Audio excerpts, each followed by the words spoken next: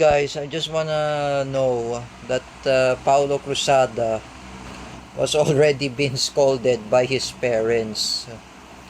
Actually, I think he would apologize to Teacher Marvel sincerely. You know, for me, guys, I'm not picking a fight with Paulo Cruzada because that guy needs to learn a lesson.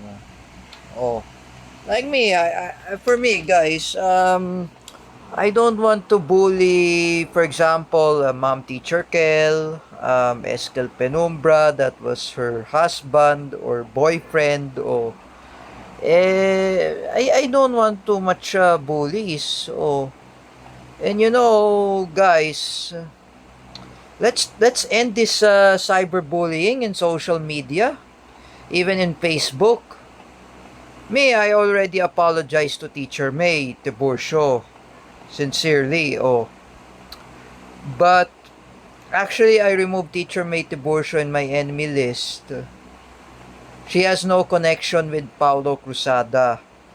Because when I talked to my American friend, Midnight 123, my American friend, I said before, during the time in TikTok Live, that Teacher May Tiburcio had supported Rodrigo Duterte way back 2016 election in the Philippines. And also she endorsed Donald Trump in the US election. Oh. But I don't want to hurt Teacher May Tiburcio. I don't want to bully her nephew, Rafael, even Isabella. Oh, I apologize sincerely. And you know, guys, I want to end this cyberbullying because it's really embarrassing. Oh, like I said before, let's stop this cyberbullying. Tama na. Like I said, that's enough.